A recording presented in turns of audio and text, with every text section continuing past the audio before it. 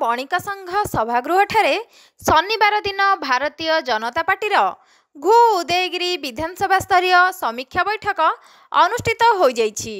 उक्त ओडिशार 1 नंबर विधानसभा मोर जिलार पटना निर्वाचन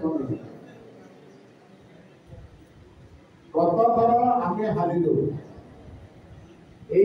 हारिलु जे पार्टी जड़े कार्यकर्ता इंडिपेंडेंट छिड़ाई बीजेपी सपोर्ट कला इलेक्शन समय से ही व्यक्ति तार भोट को बिलेट को देला जहां पर 6000 भोट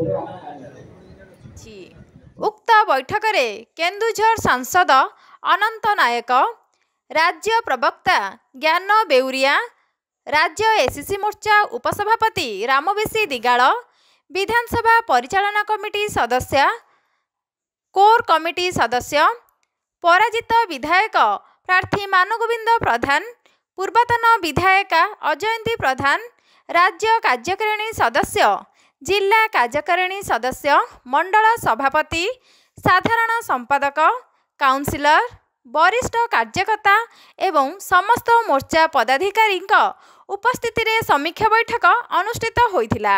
आगामी दिन में संगठन को मजबूत करने सहित परवर्ती निर्वाचन में भल प्रदर्शन करने परामर्श दि जाइथिला। सौदामिनी साहू रिपोर्ट, पर्यवेक्षक ओडिशा।